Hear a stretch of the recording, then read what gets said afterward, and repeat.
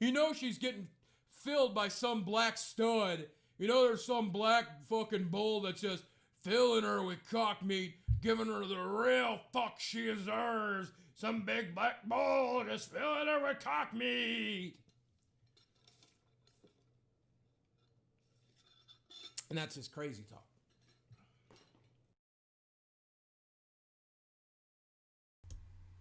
All right, folks, how we doing? How are we doing tonight? I don't know. It felt like maybe we come on here and we shoot some shit, have some fun. Maybe we'll laugh at some cringe. We might bring up old Davis. Haven't done Davis in a while. I don't really think we've popped into Davis in a while. Seen what he was up to. I don't know. Maybe he too has established his own nation state. No, he's not going to establish his own nation state. Not when he's the rightful king of Canada. Good Lord, how do you even talk about the news? I mean, I don't even know what to say about the news. It's like, how do you even, what can I say that's funnier than what's actually happening? So, I don't know. I do think we need to secure our border with the nation state of Chaz. And if they want their own nation, that's fine. But don't let anyone leave it. Don't let any of them leave it. Shoot to kill anyone who tries to cross the Chaz to America border. Turn that border, put a fucking Berlin Wall around that goddamn border. And just forget it exists. It's cool. They got a garden. They'll be able to feed themselves. Oh, man. So what you all folks been up to? I got me a Roku. Got rid of the dish finally. Went ahead and switched to the Roku, just streaming services. I had Netflix already. I went ahead and signed up for Disney Plus, Hulu, and DC Universe. And the Roku comes with some free stuff you can watch on there anyways. But good stuff. I gotta say, The Mandalorian, great fucking show. You know, I mean, how often am I ever excited for anything Star Wars? Let alone in the Disney era. Like, I've never really given a shit about Star Wars, if I'm being perfectly honest.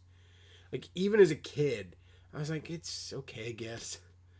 I mean, the original trilogy ended the year I was born, so it is kind of a before my time thing. Granted, it never went away, but I was like, whatever. I was never super into it. I liked the original trilogy. The prequels were shit. Like, I know now the Disney movies are so bad that everyone wants to go back and say the prequels were actually really good. I mean, they're not as bad as the Disney movies by a wide margin, but they were not good movies. Let's not fucking kid ourselves. You know, I know a lot of like Star Wars fanboys like Razorfist want to try and have this fucking this revisionist history that we all only turned on the prequels because of red letter media convinced us they were bad. No, okay. I walked out of Phantom Menace when it was still in theaters, having seen it, and said that was horrible. That said, though, Mandalorian's great. I like that show a lot. I wish there was more of it. Season 1 ended. I'm like, come on, where's the rest of this? I want some more. Disney Plus also has shitloads of Marvel cartoons. Damn near every one ever made. I think it's missing some of I don't think it has the 60s Spider-Man on there. There's probably a couple other, I know like Hanna-Barbera did some Fantastic Four cartoons I don't believe are on there. But like all the 90s stuff that never even got proper full DVD releases, that's on there. And then the tons of cartoons that say, and even some 80s stuff, like Spider-Man's Amazing Friends is on there. Bunch of the cartoons since, like I think Spectacular Spider-Man's on there. I know Ultimate Spider-Man is. I think the recent Disney shit is on there. Avengers Earth's Mightiest Heroes Season 1 and 2 are on there. I I think that was all of it, but that show was really good. It got canceled and then replaced with a more similar to the movies Avengers Assemble cartoon after Disney was consolidating everything. But there's 3 Avengers cartoons these days. There was the original in 1999, which was garbage. Then Avengers Earth's Mightiest Heroes, sometime in the late 2000s. I want to say it was like 2009, 2010-ish that cartoon came out.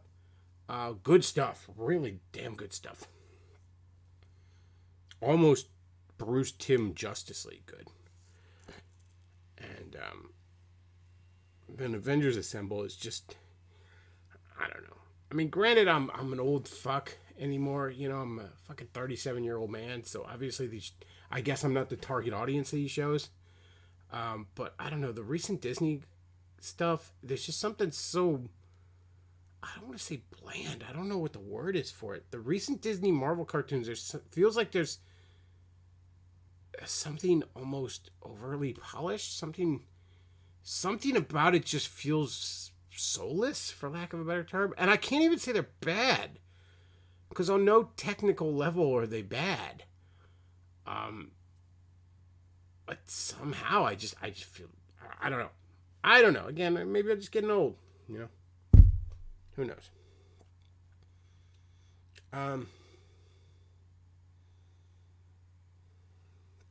But Avengers Earth's Mightiest Heroes is worth watching. I tried to watch some of the Silver Surfer cartoon. That was like 97, 98 that came out. The animation style on it is so rough. All the shoehorn 3D shit into it and all. It's hard to get into. Sanitized, maybe. That might be it. I don't know. I really don't know exactly what it is about it, but it just feels empty. Like Avengers Assemble and Marvel Spider-Man is the current Disney one, and then I think they did a Guardians of the Galaxy cartoon too. It just all feels really hollow. I don't know how to describe it.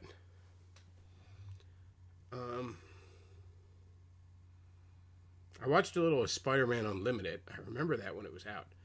In 99, I want to say this was, maybe 2000. The 90s Spider-Man cartoon had just ended, and depending on who you ask, this is officially still in that continuity. It's a continuation. But the plot of this is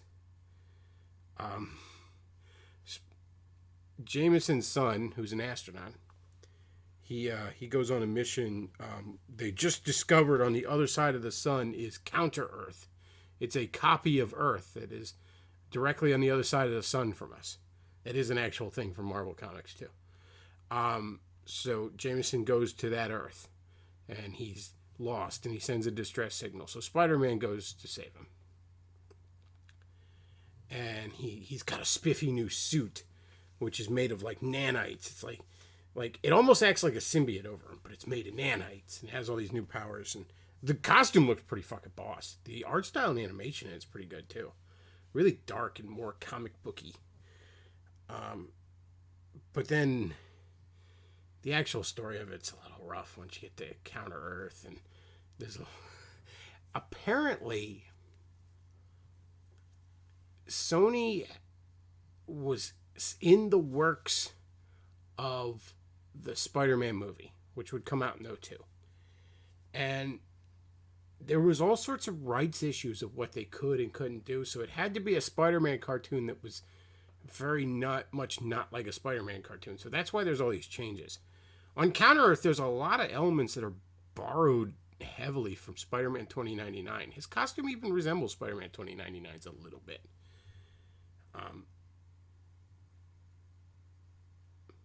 It's interesting.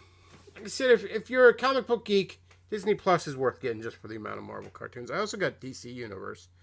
And the Harley Quinn cartoon is pretty fucking funny. Like, I'm caught up on it, and I thoroughly enjoyed it. Oh, and I watched Gotham by Gaslight. DC has been putting out a ton of these animated movies lately. A lot of them have been really, really good. Gotham by Gaslight. It's based off of a comic from the late '80s that basically was the start of DC's Elseworlds line. Elseworlds being, these stories all take place in alternate universes and continuities, and a lot of times it was a premise as simple as take DC characters and just kind of transport them to a different time period. In other words, like what if the Batman story happened in like 1800s, late 1800s Gotham kind of thing, and it's just like, and it's the main villain's Jack the Ripper and stuff, that kind of thing. And I gotta say, I don't even want to spoil it. It's been a long time since I read Gotham by Gaslight, but I don't think that was the fucking ending in it. I don't even really remember liking it that much, that one shot. I remember I found when I first read it, I found a beat up copy in a dollar bin actually. Because it was just a one shot. And this obviously adds a lot to stretch it into a full length movie. But I don't remember that being I really don't remember much about the one shot. I remember I'd heard so much about Gotham by Gaslight, so I pick it up and I might not even have finished it. I didn't particularly like it. That said, though, I liked that movie a lot. It started off, I'm like, it's all right. And then it picks up, and the ending kind of shocked me. Somebody says, have you seen Red Son Superman? I have not. I'm not sure if that's even on there or not. I haven't checked it out. There's a lot of old DC shows on there. Not just animated shows, but stuff like Lois and Clark or the Linda Carter Wonder Woman, for example. It's definitely worth getting if you're a comic book fan. And Harley Quinn's thoroughly enjoyable, so I enjoyed that a lot. I'm going to probably check out Stargirl. But that's the way to go, man. Get yourself a Roku, get some streaming services. That's all the TV you need, especially these days with as garbage as things are these days.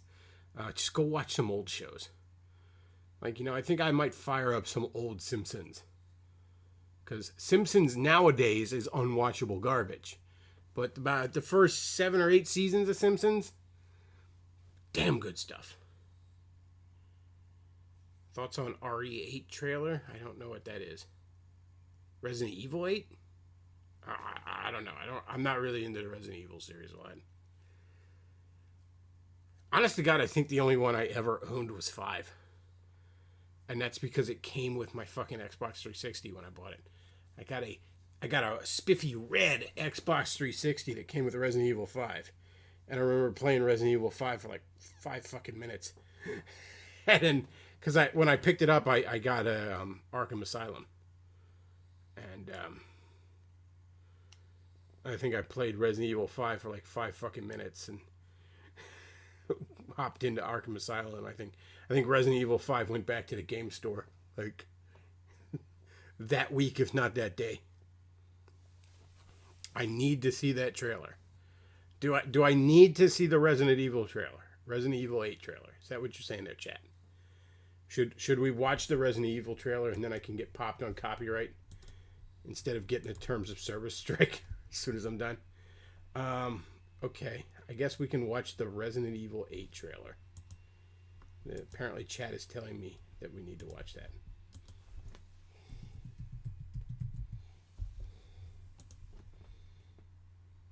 Let's see. Here we go. Resident Evil 8 official world premiere. There are over 1 million Walmart. Let's see.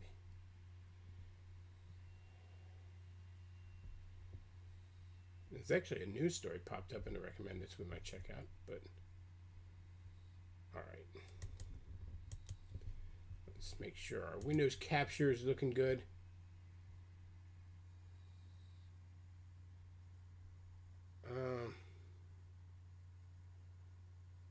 Oh wait, no. Chat was saying that somebody in chat was saying that they needed to see it still. Okay, well we're gonna watch it now because I already brought it up. If I critique it, it's good. That's right, chat. That is right. That is what the law is. But that doesn't mean that YouTube won't fuck me. See, you are correct that I have every legal right to analyze and critique this trailer. And that is completely within fair use and does not violate the copyrights of whatever the fuck company owns Capcom. Capcom owns Resident Evil, that's right. It does not violate Capcom's copyright in any way for me to watch this trailer and comment on it. You are absolutely correct, Chad. That is transformative for the purposes of review and does not replace the original content. It absolutely is within my legal rights. That does not mean, however, that a bot won't flag my shit and YouTube refuse to stand up for me, if not actively side against me. So, there is what is legal, and there is what will actually happen to you. If you're getting mugged, it ain't going to get you very far to say, well, you don't have a legal right to take my wallet if you don't consent. He's going to stab you and take your wallet. Likewise, what is legal is often of little concern to YouTube. But nonetheless, let's go ahead and risk it. Because fuck it. You only live once. YOLO, right?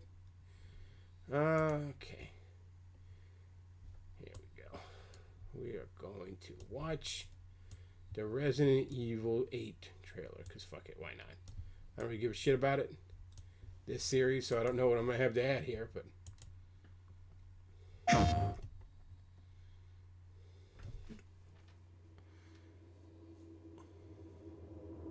Long ago, a young girl went with her mother to pick berries for her father, who was hard at work.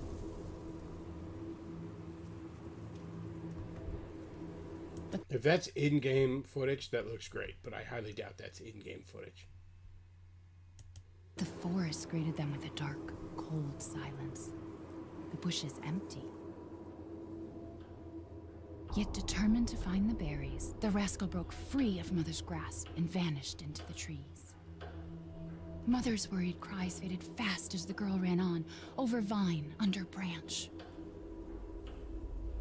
and into the forest deep. What is it with that creepy story? It's just a local tale. You're really into that stuff?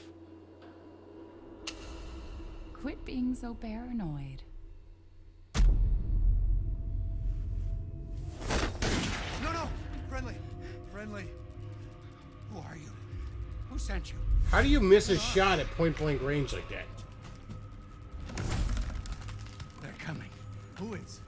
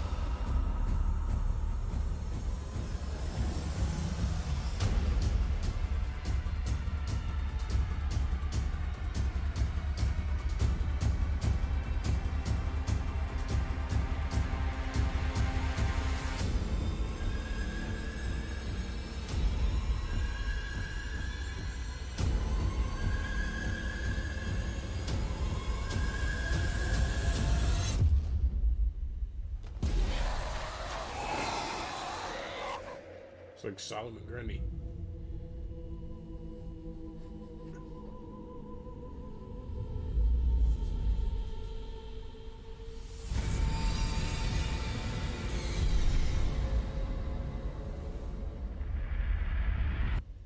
Chris?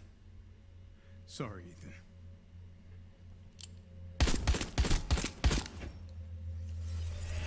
Why? Alright, well, I really got nothing out of that.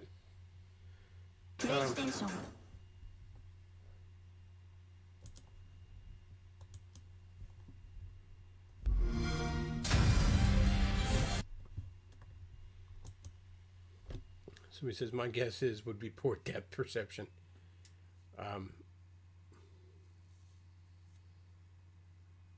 Let's see. You miss if you mean to, or a stormtrooper.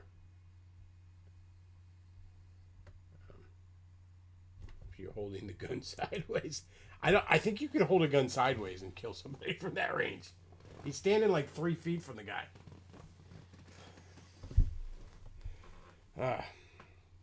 I see they announced a sequel to the PS4 Spider-Man game, and you're going to play as Miles Morales, so cool.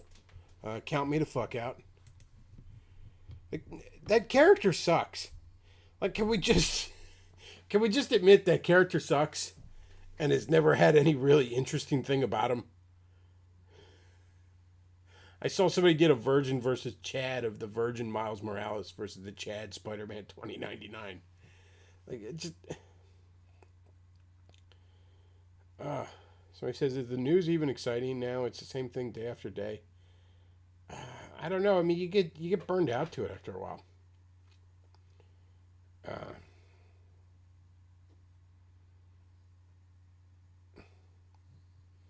Another ominous and cryptic game trailer. Yeah, I got nothing out of that. You know. Then again, though, I don't follow the series. I don't know. Maybe if you're deep into Resident Evil lore, that was all like, oh, such jaw hit the moment, jaw hit the floor moments there. I don't know. But, you know, me, I could care less.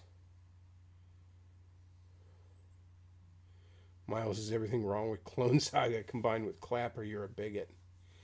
I honestly, like, in the Ultimate Universe where Peter Parker had died and he had taken over, there at least was a point to that character, but somehow he got shoehorned into the regular universe. I don't even understand how the fuck they did that, by the way. And he's just also Spider-Man. He doesn't even have his own name. Like, Peter Parker's swinging around as Spider-Man, and also this little black kid's swinging around as Spider-Man too. And they're just both called Spider-Man, because fuck you, why not? Miles Morales was born of Donald Glover complaining about racism. That's true. Donald Glover complained that Donald Glover was all like, I want to play Spider-Man in the next Spider-Man movie. And everyone's like, yeah, but Spider-Man's not black. How dare you say I can't be Spider-Man? Oh, but Spider-Man's not black, though, Donald. Sorry to tell you. So Marvel was like, well, we'll make a black Spider-Man that looks like Donald Glover. Okay, great. It's a shame you didn't bother to give him any fucking character. I mean, he's half black, half Hispanic. But if you want a biracial Spider-Man, you got fucking Miguel O'Hara, Spider-Man 2099. And unlike Miles Morales, Miguel actually has fucking character to him. He has his own interesting, unique character in his own interesting, unique setting. It's a shame Spider-Man 2099 doesn't get more love. Like, that's who you should have made an animated movie out of, fucking Sony.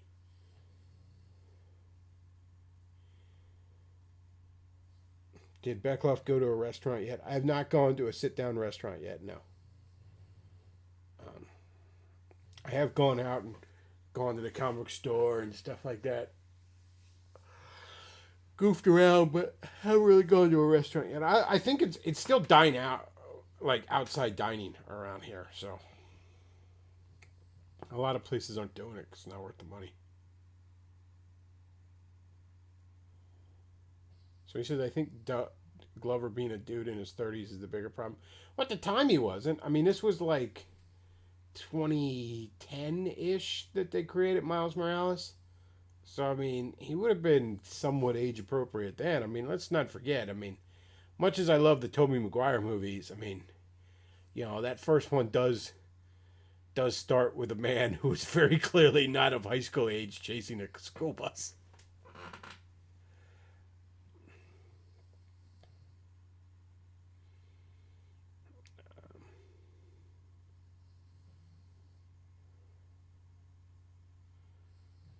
If you were still on your diet, would you not want to go to a restaurant anyways? Oh, you can eat at a restaurant if you're on your diet. I mean, the biggest thing you cut out is the soda. But, I mean, just depending on what you order, I mean, you know, decent cut of meat, you know, I mean, maybe like a chicken breast kind of meal or a steak, something like that. You know, a salad. None of that's bad. Ninja Master sends $3. Thank you very much for that. Saying they burned down Wendy's now. They burning down Wendy's now. Well, that's no good. I like the Wendy's. They brought spicy nuggers back, you know.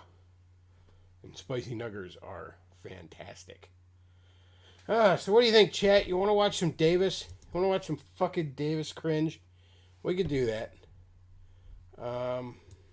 Somebody told me to check out a channel called no, not Dr. Sunday. Sounds like a Venture Brothers character.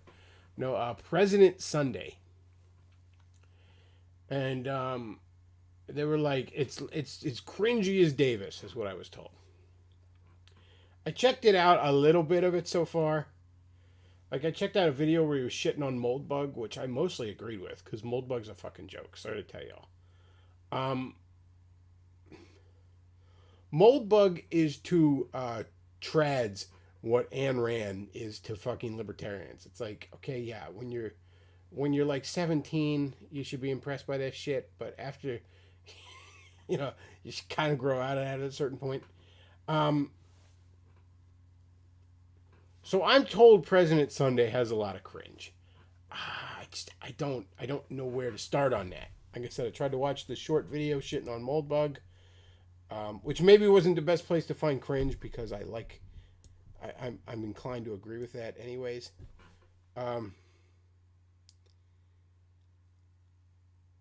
So I don't know if any of you know about Arjun. I think pointed out President Sunday, but I'll have to ask him like where to start on that or something because I don't know. It's very dry and monotonous in his presentation, and it doesn't feel like he's that way naturally. It just feels like he's very stilted and careful and controlled. Like the Moldbug video was not very long, and there was a lot of edits. And I mean, he sounds like he's using like the mic I was using in 2014. You can very obviously see where you could hear where he cut edits and all. And it's like, it was like a 10-minute video. You can't just ramble off the cuff for 10 minutes. You know what I mean? Like, okay, you might stumble over your words. So what? Leave it in. Fuck it. Let it be organic. I don't know, guys. I mean, maybe that's just me, but I like most of the stuff I listen to on YouTube, unless it's like a specific review, I like stuff to be organic. I like, you know, like Revenge of the Sith is a good example of this. I like that it's 2 hours and it's live, you know? And yeah, they plan ahead. They actually do some work ahead of time because it's their job, but they're live. It's off the cuff. You know what I mean? If they trip over their words, they trip over their words. Fuck it. You know, there's no safety net. And to me, that makes for more interesting content, especially when you're dealing with amateurs. Because the whole appeal is going to be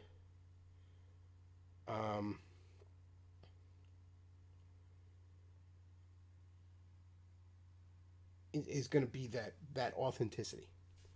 You know, if I want something scripted, I want something carefully made. I mean, you know, I'll fire up the Roku and I'll watch the latest Harley Quinn episode, or I'll watch some more Deep Space Nine, you know, or some fucking Batman the animated series or something. You know what I mean?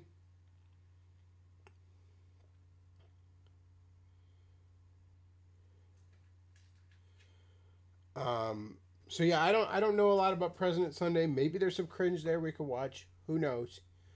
I watched one video of his. I didn't find anything particularly cringy. Like I said, most of his criticisms of Moldbug I'd agree with. But I guess we'll watch some Davis. We got a stream here. I don't remember when did Davis do this? Does it say? No, this is on the Sigma account.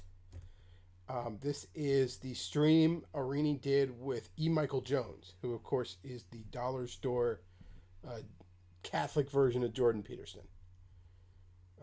He's to Jordan Peterson what Bible Man is to Batman. Basically that. So Davis had him on his show at some point and interviewed him, and you can sit and listen to it.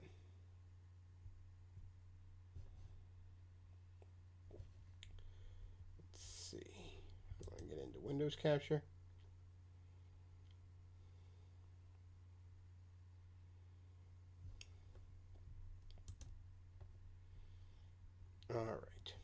I don't think there's any video for this.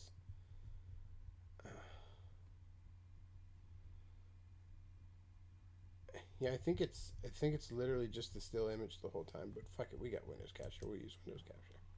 We are back, and I have Professor E. Michael Jones, Professor, editor of Culture Wars magazine, author of just a prolific number of books, and well, is it fair to describe you as a Catholic theologian?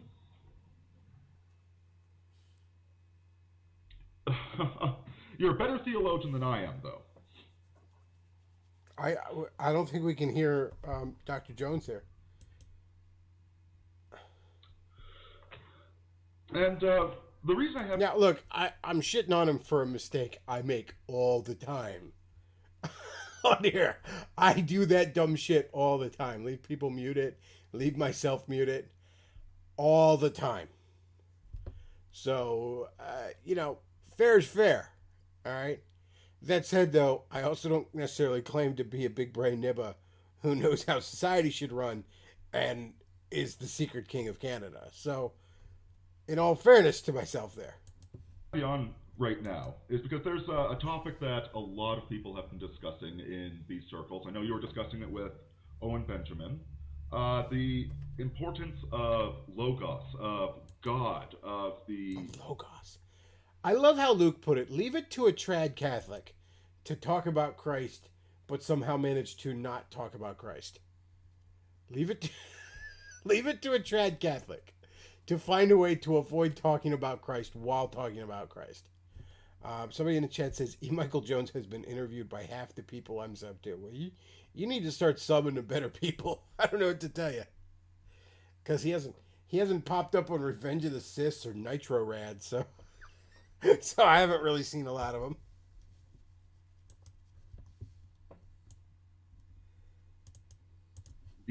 The absolute truth that sustains our human objective truths. And could we start off, could you give a definition of what Logos is? And what? Real quick, Cynic Chief says, E. Michael Jones and Arini versus Styx and Dick Masterson should be a debate on the kill stream. I'll say this about the Styx and E. Michael Jones debate. And look, I'm not the hugest fan of Styx by any stretch. I mean, like, I don't dislike him per se, but there's a lot of cringiness about Styx. That said, though,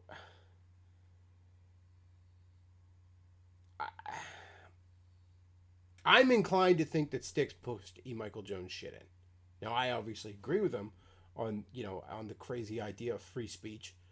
But the one thing that really stuck out in my head, and they were debating whether or not porn should be banned, is Styx said to him, well, where does this end? Do you want to ban violent video games? The rap music? Where does it end? How much stuff do you want to ban? I'm not going to answer that. That's a hypothetical situation. Well, the whole fucking thing is hypothetical. There is no fucking ban porn bill in the Senate right now or something. The whole fucking thing is hypothetical.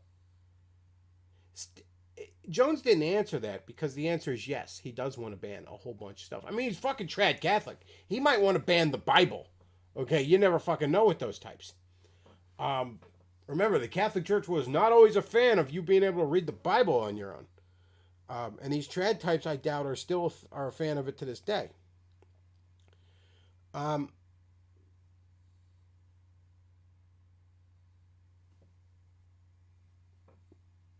yeah, that's the point. And that was the whole point of it.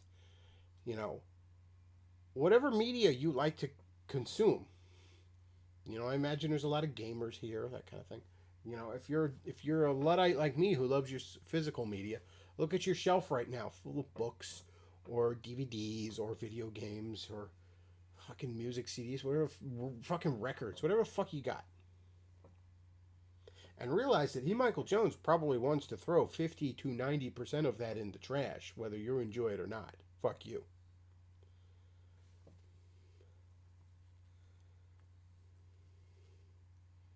So, understand that about him.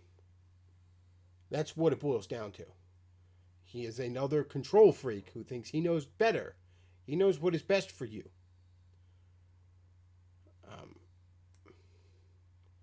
So he says, I like Nitro Red. Nitro Red's pretty fucking cool. He's a game reviewer I really like. I also really like Ant Dude, and they did a really kind of cool crossover thing. Ant Dude and Nitro Rad are both very, very positive type guys. That's just their style.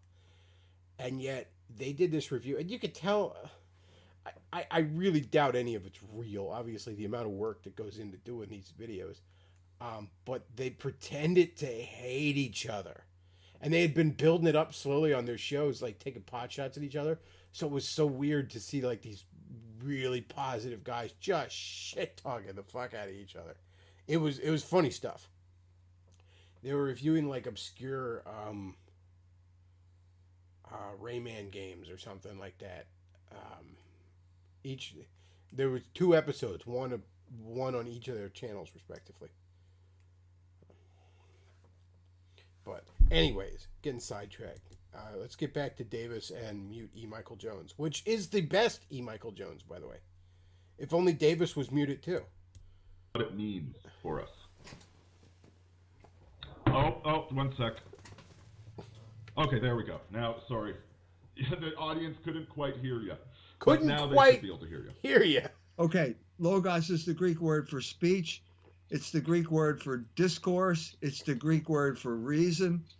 It's the Greek word for order of the universe. And by the time St. John gets a hold of it and writes his gospel in Greek using the word logos in the first 3 sentences, it becomes the word for God.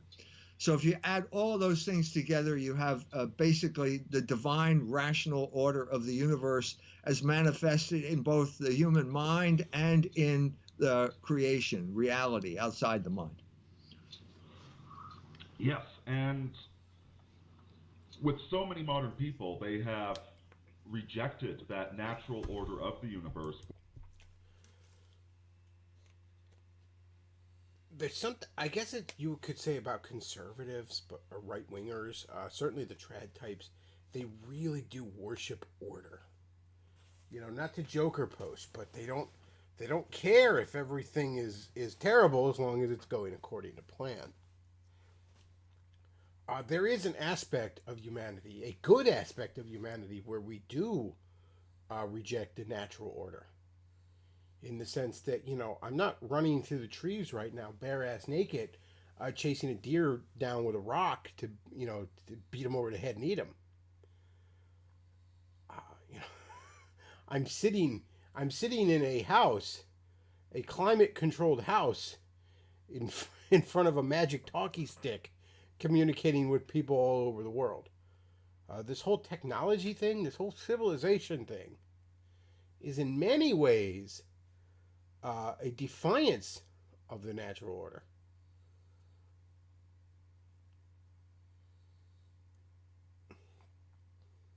I get what they're saying, that obviously there's the lunatics that, up is down, I'm going to cut my dick off and now I'm a pretty lady and all this other nonsense and insanity. But you don't necessarily have to worship chaos just because you don't worship order. I suppose would be the point I would make there. Or the subjective order, what they want the universe to be. Absolutely. So the best example right now of this distorted view of reality is gender ideology, where gender now turns out to be, you can specify whether you are. Yes, I identify as a Bulbasaur, for example. Somebody says, I notice all the free speech right-wingers start ghosting and censoring all their detractors the moment they get any power to do so. Oh, hell yeah. Look at Gab. Remember Gab, the free speech,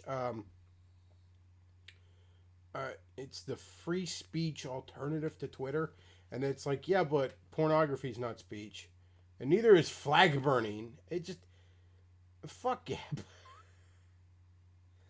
Somebody asked, what is in Davis's cover shot here? For the longest time, I wasn't really sure.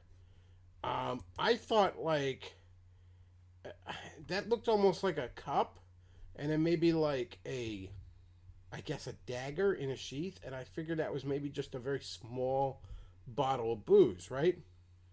Like, one of them little fucking, like, you get them in the in a hotel minibar kind of thing. But no, This is his full fucking sword, right? And that's a full-size bottle of booze. This thing, it wasn't until later I saw him like sit next to it. This is his ashtray. It's this big ashtray that's like waist high from the ground. Because again, this idiot smokes inside. Because God, imagine how his apartment stinks. Oh. Especially with the way he chain smokes. Good Lord.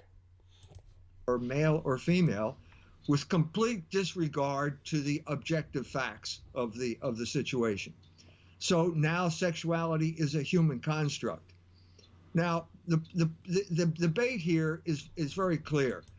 You can do whatever you want, but it turns out that it's not quite that simple, because what happens when what you want conflicts with someone else wants? Well, then another plan kicks into action, and that is basically that truth is the opinion of the powerful. Or well, what we used to have is we used to have rights and things like property, and you were secure in your person and property. So what somebody else wanted, if it conflicts with what I want, well, they go do that over on their property and leave me the fuck alone. That seems like an easy solution. Or as Specimica said, justice is the opinion of the powerful. So you get lured into this trap by thinking, now I can do whatever I want. And then suddenly you realize, well, if I can do whatever I want to someone else can do whatever he wants to me. And if he's more powerful, I have no way of objecting. And that's the situation we're in right now. I covered this in a book called Libido Dominandi, Sexual Liberation and Political Control, because that's the easiest way to understand what happened here. The sexual instinct is one of the most powerful and unreasonable instincts that we have. It's fire, which is great in the fireplace, but if you're not careful, it burns down the house. Right. And to turn our libidos, to turn them into our God, because that's what we're doing. Instead of the natural law being what guides and directs us, it becomes our libidos, which are changing, which are overly passionate, which are inconsistent. And to turn fire into God is to turn irrationality itself into a lifestyle. Right, and it means turning the world upside down, because the traditional Greek understanding of the relationship between reason and passion, reason is logos, passion is pathos, is the rider on a horse. So horse is a great thing if you can control the horse and keep it going where you want. But as I experienced when I was a child, sometimes the horse has a mind of its own. And when the horse... Well, no, the horse always has a mind of its own. It's a living thing. So he said in chat, says that's a big ashtray. Yes, it is. Although I imagine he fills it all the time.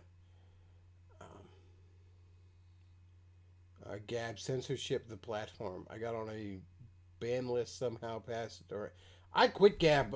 I wasn't using it for a while because it just got so fucking boring. It was just nothing but a bunch of boomer magapedes arguing with the spurgiest of wignats and tradcats.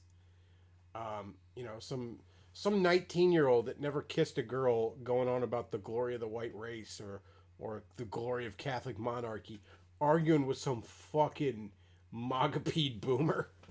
And I'm just like there was nothing else going on there. Like, I tried to seek out, like, does anybody want to talk about anything else?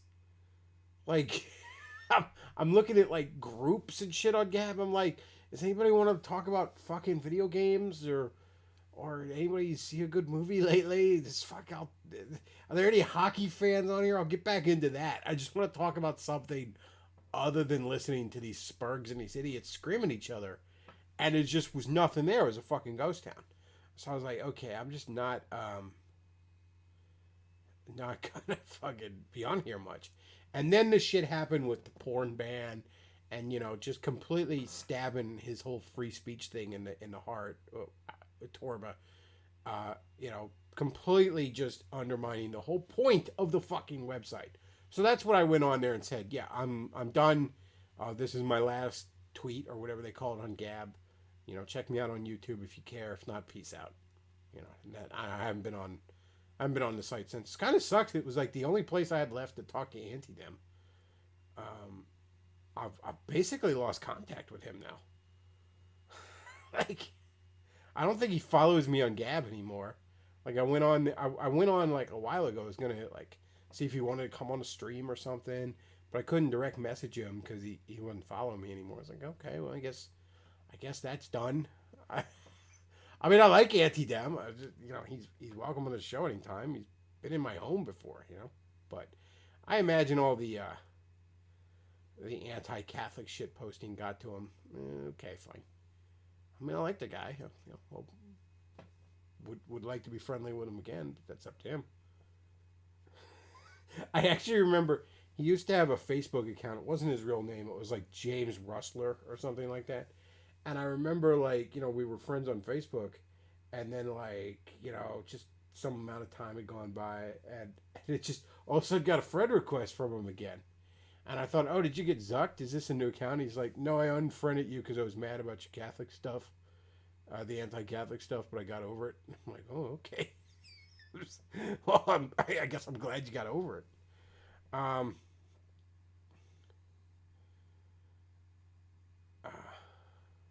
But yeah, I like Auntie Dem. He'd be happy to be having one here. I'm not gonna necessarily chase him down for it. He knows how to find me if he wants to get in touch, and if he doesn't, if he's angry about the anti-Catholic stuff or something like that. I mean, I'm sorry you feel that way, buddy, but a lot of people. Davis often accused me of I started getting hard on the Catholics because Davis must have said something that offended me, which, again, the world fucking revolves around Davis. I'm sure he thinks Martin Luther started the Reformation because Davis eventually invents a time machine and went back in time and pissed him off. But the reality is, I've always been anti-Catholic. I've always thought it was bullshit. And I bit my tongue about it for a while because I suddenly found myself with a lot of, in these online circles, a lot of Catholic friends, a lot of Catholic allies. And I just kind of felt, well, maybe I should, hold back on that a bit.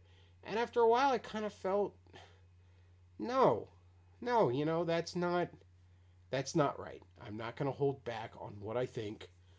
And I believed that the people around me could take it, that they were mature enough to understand that it wasn't a personal thing. It was, we're hashing out ideas. We're men. We can argue heatedly even. And a lot of them did not understand that. And that's a shame. Undertow Rage Quit was pretty amazing. Yeah, but he wasn't mad at me. That was him just fucking hating the whole internet subculture. In particular, he hated a lot of the trad cat allies I had and friends I had and people I was talking to. Starts galloping toward traffic and you're on its back, it's not a good thing. And it was immortalized in plays like Hippolytus by Euripides, where Hippolytus basically gets trampled to death by his own horses. So that's the lesson, okay? Everything is fine as long as you keep it in its proper order, which means that Logos rules over passion and it uses the will. Reason uses will to control passion and everything. I love how, Davis does this all the time, too. Now, E. Michael Jones may have fucking read these kind of things. Davis just read Wikipedia articles about it. But I love how they do that really pretentious thing where it's like, I want to give an example of a horse being out of control. So I'm just going to quote some fucking historical play or myth or something like that because I want to sound very high. Most normal people, when they give an analogy, they use some sort of pop culture thing, or they use just current turns of phrases because they want because they want to be understood. Most people, when they're trying to make a point, they want to be understood, but there's the type of guy that actually doesn't want to be understood. He wants it to go over your head, or if you get it, you feel smart for getting it. See, there's a lot of people that want to do that. They want to play that game. Okay, they want to fart huff.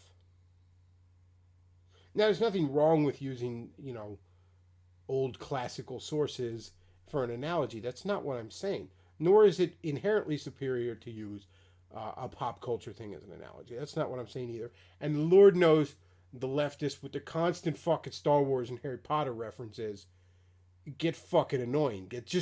You could go the other extreme. You could go be basic bitch about it. You know what I mean? That said, though, most people just like to have some happy middle ground between pretentious and basic bitch. But, Dr. Jones here is not most people. Out because, in a sense, the recipe for a happy life is conforming your passions to reason, whatever they are, your appetites, eating, drinking, sex, whatever it is. As long as you conform them to reason, you'll have a happy outcome. I like to use the term radical personal autonomy to describe the modern philosophy. Because it's anytime you get into a conversation with someone that... Lord knows the Catholics hate freedom. They hate individuality. And boy, it always comes back to that. Believes in modernism. Whether we're talking about gender ideology or abortion or anything, what it boils down to is radical personal autonomy. Not personal autonomy that you, in the libertarian sense, you have the freedom to, swing your fist as long as it doesn't hit my nose. No, the radical personal autonomy demands that society conform to what the individual wants. And this leads, as you pointed out, this leads to a state where everybody is trampling on everybody else. Morality is the morality of the powerful, and there's no higher moral law to appeal to. We all become hypocrites in such a world. Yeah, it's the illusion of personal autonomy and the reality of control by the rich and the powerful. So you gave up the idea of the moral law because you... A trad Catholic lecturing us on how the rich and the powerful control us is fucking hilarious to me. That's right, Chad. Undertow and Craig Langley were both very, very good guests. I miss both of them. Both of them are welcome back on here anytime. I've been chatting with Undertow a lot. He's I told him to get in touch with Forney. Well, actually, that's not fair. Aaron Clary actually told him to get in touch with. It's funny. I was talking about Forney doing the Terror House thing, and the next day I was kind of thinking I should tell Undertow to get in touch with him, because Undertow does that lovely voice acting and doing audiobooks and stuff like that. It's something he wants to do. It's he should get in touch with Terror House, and lo and behold, before I even had a chance to say something to him, Aaron Clary had messaged him or had emailed him out of nowhere, giving him form. But I think I will just publicly say Terror House should hire Undertow as an audiobook guy, to read audiobooks for him. But yeah, we were talking about that recently. I talked to him a lot. It's a bit of a project I'm working on right now. Might end up published over at Terror House. I talked about Forney. I pitched the idea. He says, that sounds great. Send me something. So I'm working on that. But, yeah, I was talking to him about it, too. I miss Undertow. I wish he'd come on here, but, he doesn't want to, is what it boils down to. He doesn't he doesn't want to sit and listen to E. Michael Jones huff his own farts. Which I don't really want to either, but it's entertaining for you guys,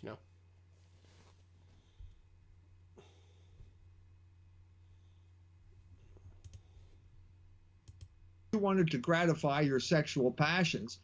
Well, now somebody's cheating you out of your money. Well, what are you going to do? Resurrect the moral law that you abandoned because that's not fair?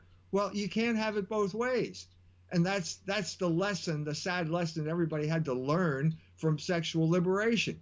Another way of saying is that sexual liberation led to horror movies, which I wrote a book called Monsters from the Id about Alien as the sequel to Deep Throat.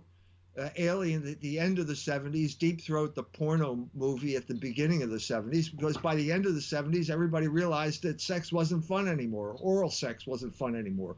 That sex... Oh man, there's a lot to unpack there. Holy shit. First of all, I want to say if oral sex isn't fun anymore, Dr. Jones, I think you're maybe just doing it wrong. I still think it's fun. I don't know. I don't know about you, but I think maybe you speak for yourself there. The alien, the xenomorph, is very much a horror movie monster that feeds off of. I shouldn't say feeds off of. It's designed to play off of people's sexual fears. It is essentially a giant penis monster that rapes you to death. That said, though, that's not something everyone picks up on consciously. You know, people that are big horror movie nerds and or psychological nerds, and they overthink that kind of shit. Like, yeah, they pick up on that. But most people, they see Alien, they don't consciously pick up on that kind of thing. Your hindbrain sees that, which is why it becomes a scary monster. You know, there's that element of body horror to it. But no, most people consciously don't necessarily gravitate towards that. That said, though, I mean, getting your dick sucked is still pretty fun. I don't know what, like, eating pussy is still pretty fun.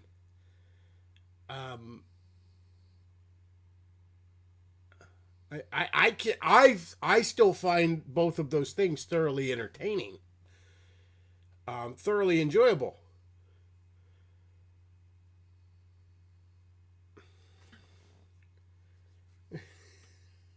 Somebody says Arini doesn't like it. He's usually the one having to give it. Well, I mean, again, I like eating pussy.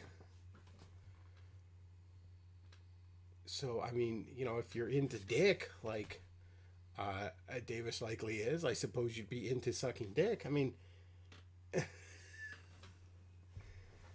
I don't know what to tell you there. The idea that it's not fun anymore. There really is a weird hatred of sex from these guys. Like, don't get me wrong.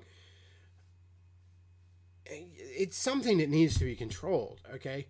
I like eating pussy, and I like getting my dick sucked, but you can't be going around getting your dick sucked all the time.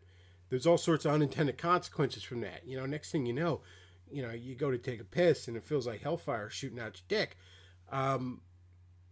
There's problems associated with it, okay?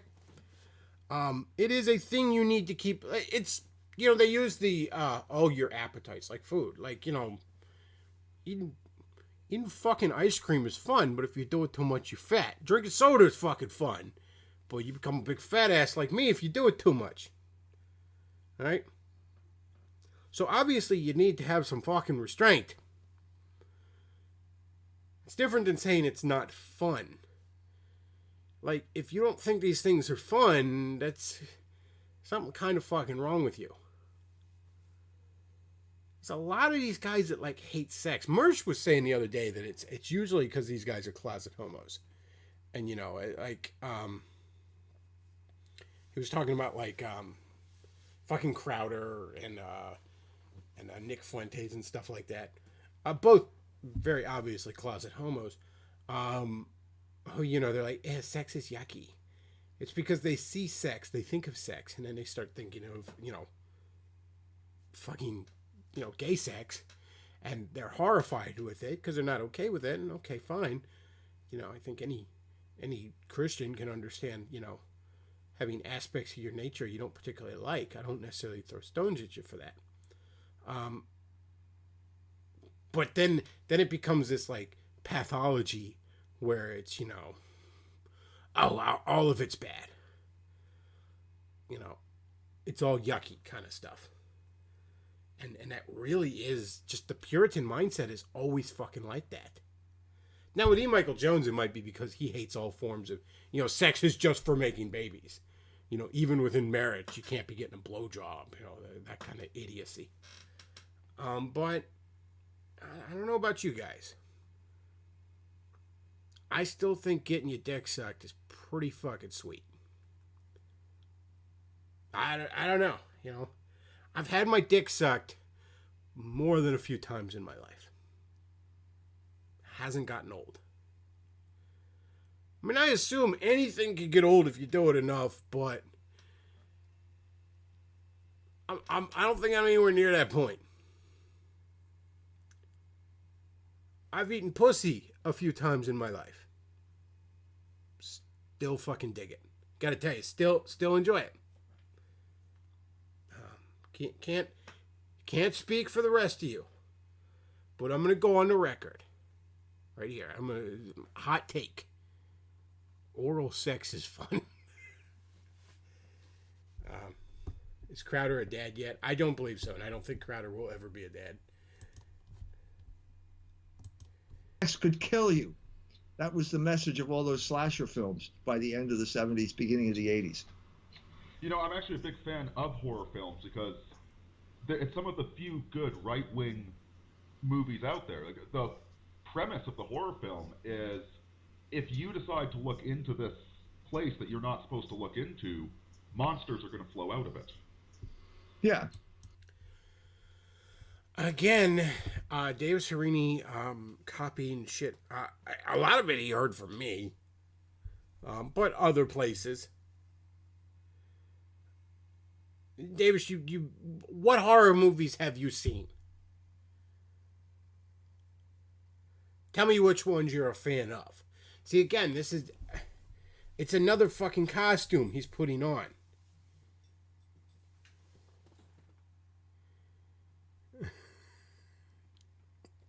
Is Arena dilation station for post-ops? Ooh. But no, this is another... I love horror movies. I'm a big horror movie fan. Everything about him is fake. Again, what horror movies, Davis? No, which ones? No, which fucking ones? Which ones are you a fan of? You like the Nightmare on Elm Street series? Or do you enjoy the Friday the 13th series? You know, fucking... You a Chucky guy? You know? I've gone on length, and I'm sure he'd just copy the things he heard me fucking say. You know, I've talked about the really interesting mythos behind the Hellraiser series, for example. I'm a big fan of the Nightmare on Elm Street series, for example. Freddy Krueger is just a fucking very cool fictional villain. Robert Englund's one of the best, you know, character actors of our time. It's a shame he didn't get more work outside of that role. He's practically a modern-day Vincent Price. But again, Davis read in some blogs somewhere and heard me say...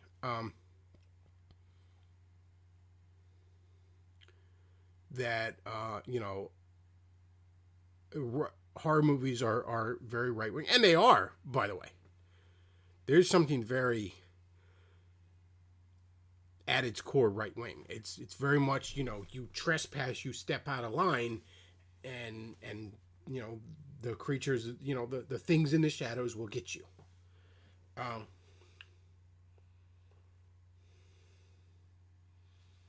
Somebody says, I'm surprised Michael Jones hasn't specifically talked about Nightmare on Elm Street 2 because the monster there is literally the big gay. Well, Michael Jones doesn't know anything about that. You have to understand, he doesn't know what the fuck he's talking about. Did you ever watch Cabin in the Woods? I did. Cabin in the Woods is very good. For a horror fan, a longtime horror fan, Cabin in the Woods is, it's amazing. I almost don't even want to say anything about it, because if you haven't seen it, you like horror, just go watch it. Like, I went into that movie blind. Like, there was, I didn't really see any commercials for it or anything. My buddy was just like, dude, you gotta watch Cabin in the Woods. I was like, okay, whatever, fine. I think it was out at the same time as Avengers. And I'm like, no, dude, I'm probably just gonna go see Avengers again. And he's like, no, dude, you're a horror fan. You gotta watch Cabin in the Woods. I'm like, fine. I was really burned out on horror at that time. Horror through the 2000s into the early 2010s was kind of bad. So I was like, I don't want to. He's like, no, dude, you gotta watch it. I was like, okay, fine, whatever. And I went into that movie fucking dead ass blind, and like not knowing a fucking thing about it. And damn, was I blown away.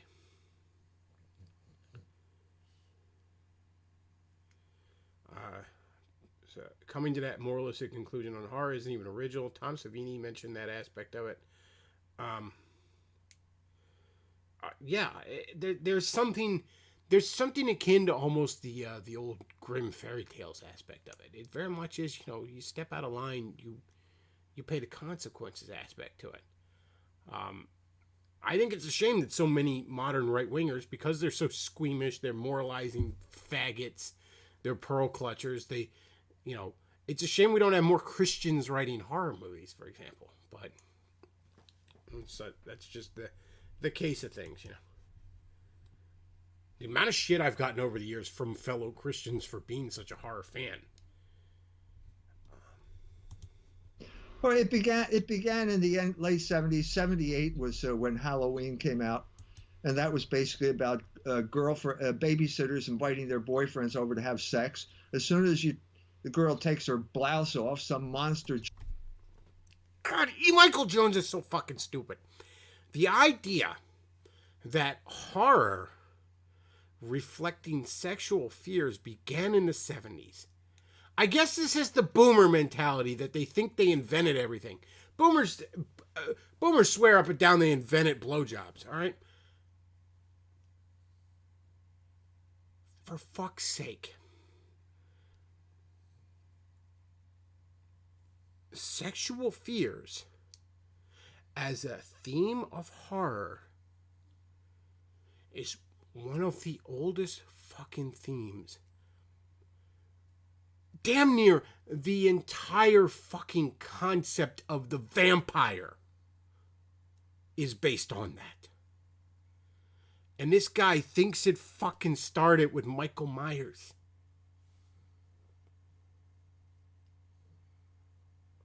How is this man taken seriously? Like, I get there's a bunch of, like, fucking, 19-year-old fucking trad cats that think Nick Fuentes is the future leader of the fucking white race. Probably think E. Michael Jones is really fucking deep.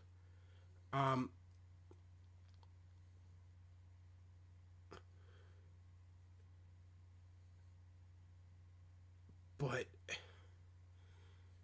are you fucking kidding me with that? I get it. I get conservatives want to trace all the fucking evil of the world to the sexual revolution of the 60s. But come the fuck on. Somebody says, I need to watch it. Are you talking about Cabin in the Woods? If you haven't seen Cabin in the Woods, fucking don't even finish watching this. Go fucking, do you have like satellite or cable?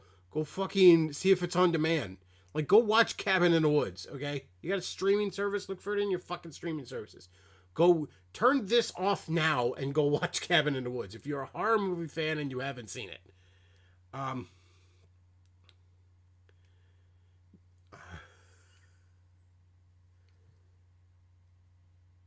Somebody says, E. Michael Jones has talked extensively about Frankenstein and Dracula as sexual fears in Monsters from the Id.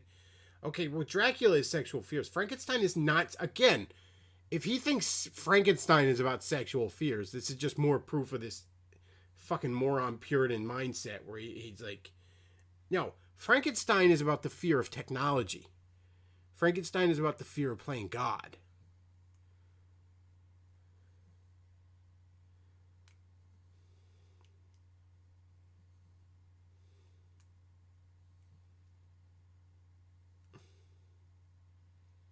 Frankenstein has nothing to do with sexual fears.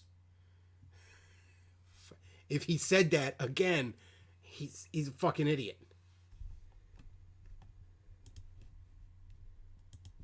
Jumps out of the closet and kills her. So they're very moral films.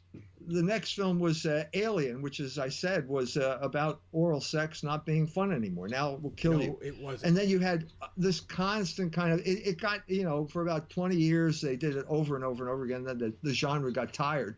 But that was the message, and everybody loved it. Everybody felt vindicated because no one could say it explicitly. Because if you said explicitly what this was about, then you weren't a progressive person anymore. There's a movie that came out a couple of years ago called It Follows. And the premise of this movie was that if you had, there was a demon, there was a monster that was following the person that had sex with the previous person it was following. Real quick, somebody in the chat asked if I've seen the modern remake of The Crazies. I did. I'm maybe I'm losing my nerd cred here. I didn't even realize it was a remake. But I did see that movie and enjoyed it. I actually haven't seen the original. I only recently found out there was an original.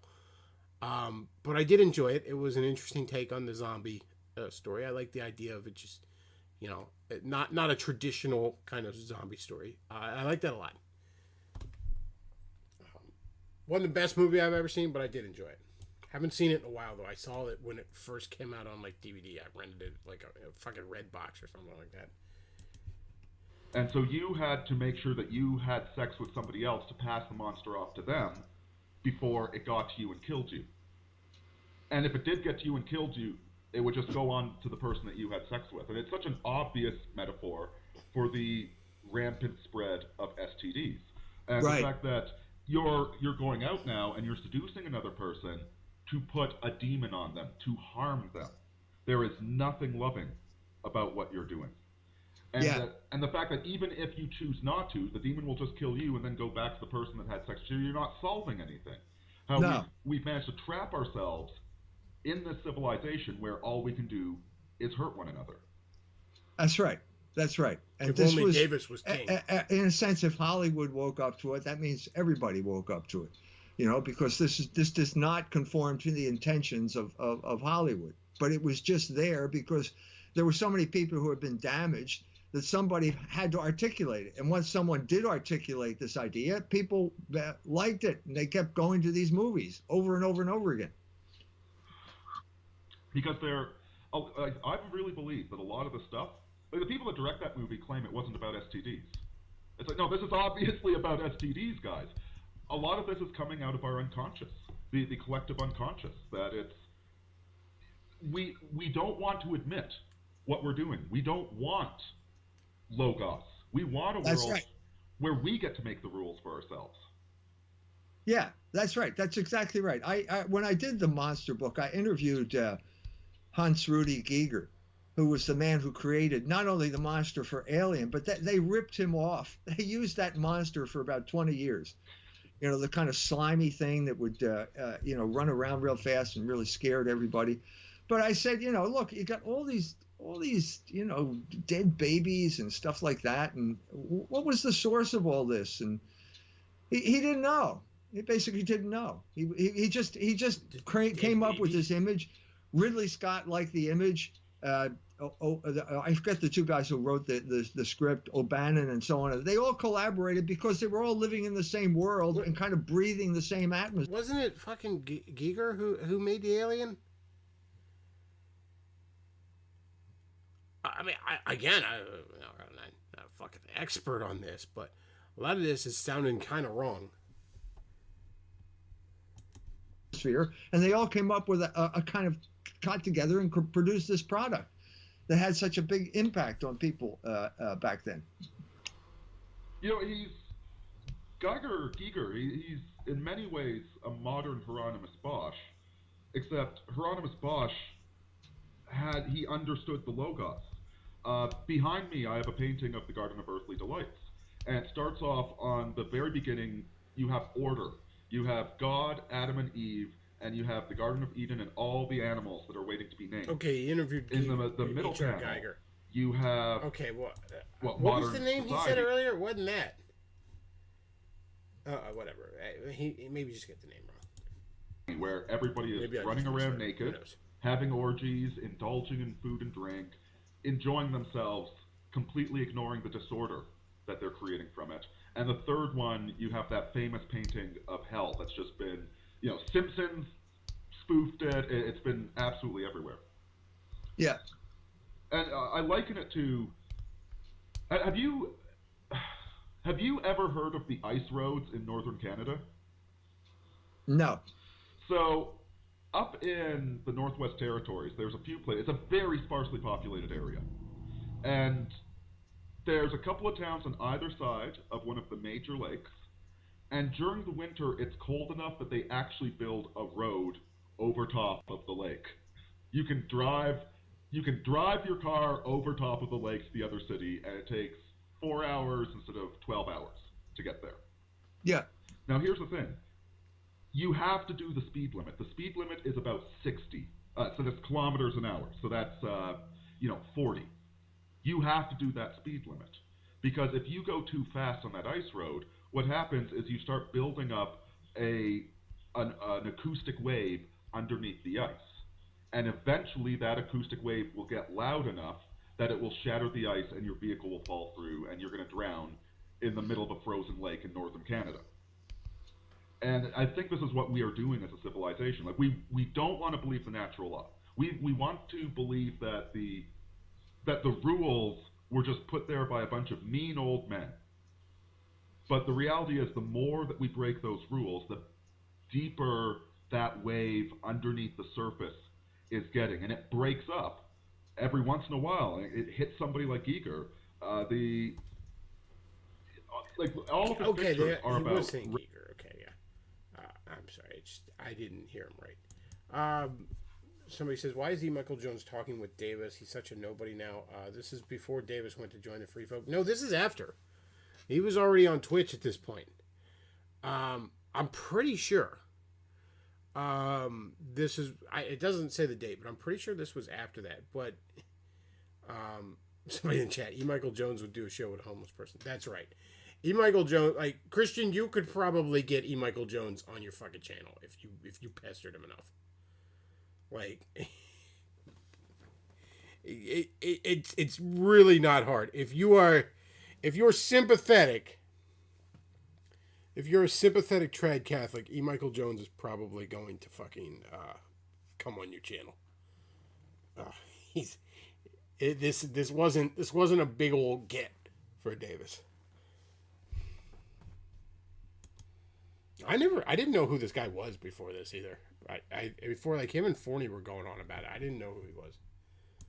Rape and dead babies and death and mechanical gods using us. This is the abortion industry. Yeah, it is. It is. So I asked him, did you ever procure an abortion? I said, you see all these dead babies. Did you procure an abortion? He said, no, I never did that. So I said, okay. He said, and he had this girlfriend. Her name was Lee Yeah, how would he... Yes, I don't believe he was ever pregnant. Tobler, and she's pictured in a lot of that Necronomicon stuff early on. He said, but she and I decided we never wanted to have children. Okay, so that means that contraception is just as bad as abortion, I guess. That's one way of interpreting it. So at that point, then he said, but it turns out that Lee killed herself. Well, why did she kill herself? Well, he didn't know. But I mean, once you review the details, it looks as if she felt guilty. She did have an abortion, and she felt guilty about it, and she killed herself over it. So all of this stuff, that's a hell of a fucking just leap. there to put this in some type of visual form, and was fucking vile, dude. Like, yeah. So this guy I talked to briefly, I found out his ex-girlfriend killed herself, and I'm pretty sure it's because they use condoms. And because they used condoms, she probably got an abortion. And she probably felt guilty about that and killed herself. Like, that's a whole lot to seemingly pull out of your ass. He did, everybody recognized themselves in that visual, in that monster. Because the monster came from inside of you. That was the gist of, that's where I got the title. It was from a movie in 1959 called Forbidden Planet. And it was about, the monster shows up and nobody can stop the monster. And then they have 18 inches of Krell steel and it breaks through that. And so the guy finally says, you forgot it was monsters from the id. In other words, it was your own unruly passion. That's the monster. And the only way you can kill that is by killing yourself, which is exactly what happens in the later Alien sequels. At one point, I think it's the second one where Sigourney Weaver took over the later ones. And so the end of it is you grab the monster and you fall into a pit of molten steel. In other words, you have to kill yourself because you're the source of the problem. Well, there's a better way to solve this problem. And the better way is to kind of recognize your limitations and the fact that you are a creature and you're not God. And that every time you try to act like God, which is what Satan told to Eve, things end up badly. So why not just learn from your reason rather than in the expensive school of experience? Yeah, this is one of the endemic things we have with modern people is the... Well, I'm getting kind of bored.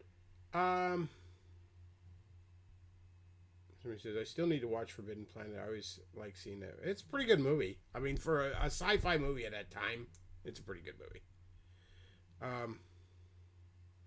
Somebody says Forbidden Planet aged very well and is recommended. Yes, again, for being a sci-fi movie from the 50s, definitely worth watching. Says, I have less than 40 subs on BitChute and don't cover politics. Gonna get him on. As long as he's convinced you're trad Catholic, I think he'll probably come on. You probably talk him into it. Alright, I'm gonna go ahead and wrap this up. We've gone on for about an hour and a half. I don't want to be here all night. Gonna probably watch some more shit on the streaming service. I think I'm gonna watch a little more Deep Space Nine. It's weird. I've watched more television in the last couple of days since I got that Roku than I have in probably the last 2 or 3 years prior. Christian says, what's Davis up to now? He still streams on his Twitch channel if you want to check out his content. And if you don't want to use Twitch because you're not looking for a chick with big titties playing Minecraft, Davis Arini, the Sigma Supreme, usually re-uploads those streams on that channel.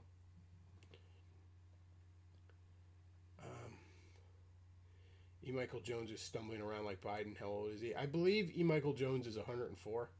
I mean, he looks it.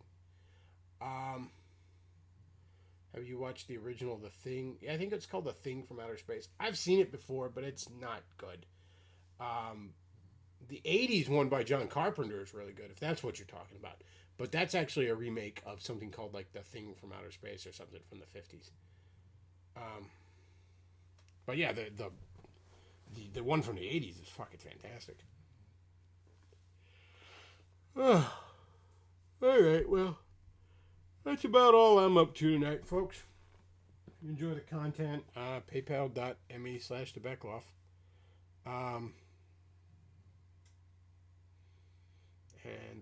Yeah, that's about it for tonight. Thank you all for listening. Bechtloff.